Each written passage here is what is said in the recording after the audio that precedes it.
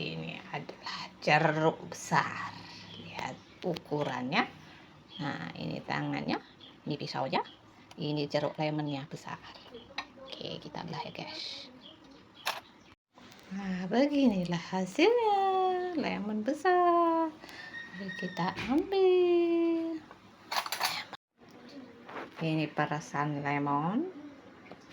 Kita masukkan ekstraksi jahe yang sudah dipanasin tadi.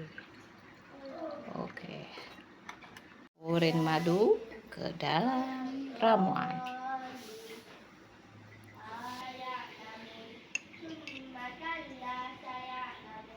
Madu asli tidak beku.